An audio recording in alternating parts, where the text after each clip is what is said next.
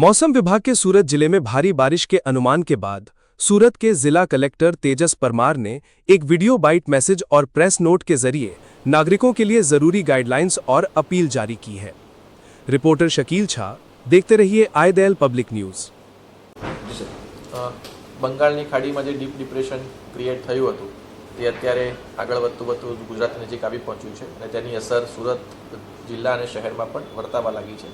વહેલી સવારથી જ સુરત જિલ્લા અને શહેરમાં વરસાદ વરસી રહ્યો છે અને તેની તીવ્રતા ધીરે ધીરે વધવાની છે। આગામી 24 થી 48 કલાક દરમિયાન આ જે વરસાદ છે તે ભારેથી અત્યંત ભારે વરસાદ સુરત જિલ્લા અને શહેરમાં થવાનો છે। એથી તકેદારીના ભાગરૂપે આમ તો ગઈકાલથી જ તમામ ટીમોને સાવચેત કરી દેવામાં આવી છે। તમામ તાલુકા વિકાસ અધિકારીશ્રી, મામલતદારશ્રી, પ્રાંત અધિકારીશ્રી તમામને આ બાબતે એલર્ટ કરવામાં આવ્યા છે।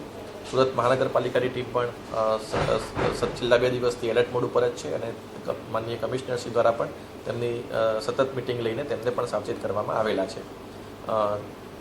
આજે વહેલી સવારથી જે વરસાદ શરૂ થયો છે તે બાબતે આજે વહેલી સવારથી તમામ અધિકારીઓને ફરીથી સચેત કરવામાં આવ્યા છે અને નીચાણવાળા વિસ્તારમાંથી લોકોને સ્થળાંતર કરીને સેફ સ્થળે લઈ જવા માટેની તમામને સૂચના આપવામાં આવી છે। આપણા જે આશ્રય સ્થાન જે છે તેને પણ આપણે તૈયાર કરવામાં આવ્યા છે અને ત્યાં પણ લોકો આશ્રય મેળવી શકે છે। વિશેષ તકેદારીના ભાગરૂપે સુરત શહેરની અંદર એક એનડીઆરએફની ટીમ અને 2 એસડીઆરએફની ટીમ ઓલરેડી આપણી પાસે અવેલેબલ છે, જેને એલર્ટ મોડ ઉપર રાખવામાં આવી છે અને ગ્રામ્ય વિસ્તારમાં પણ એક એસડીઆરએફની ટીમ એલર્ટ મોડ ઉપર ઓલરેડી છે। એટલે મારી તમામ નાગરિકોને ખાસ વિનંતી છે કે જરૂરિયાત ન હોય ત્યાં સુધી બહાર નીકળવાનું ટાળે અને આગામી 2 દિવસ આપણા માટે ખૂબ જ ભારેથી અત્યંત ભારે વરસાદવાળા રહેવાના છે। એટલે નીચાણવાળા વિસ્તારની અંદર જ્યાં પાણી ભરાતા હોય ત્યાંથી તાકીદે સ્થળાંતર કરીને સેફ સ્થળ ઉપર જાય અને આ માટે અમારી ટીમ પણ મદદ હંમેશા કરે છે। વધુમાં ઘણી વખત લોકો જ્યારે પાણી આવતું હોય ત્યારે જોવા માટે નીકળતા હોય છે અને અલગ અલગ સ્થળો જતા હોય છે, તેવા લોકોને પણ મારી ખાસ વિનંતી છે કે પોતાનું 2 વ્હીલર કે 4 વ્હીલર લઈને આ બધી બાબતો માટે બહાર ના નીકળે।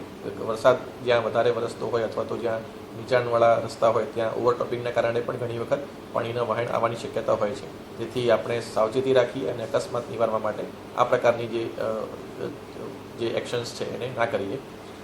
ડુમસ અને સુવાલી બીચ જે છે ત્યાં પણ અત્યારે લોકોને ના જવા માટે સૂચના આપવામાં આવે છે અને આના માટે પોલીસ તંત્રનો પણ આપણે મદદમાં લઈ રહ્યા છીએ।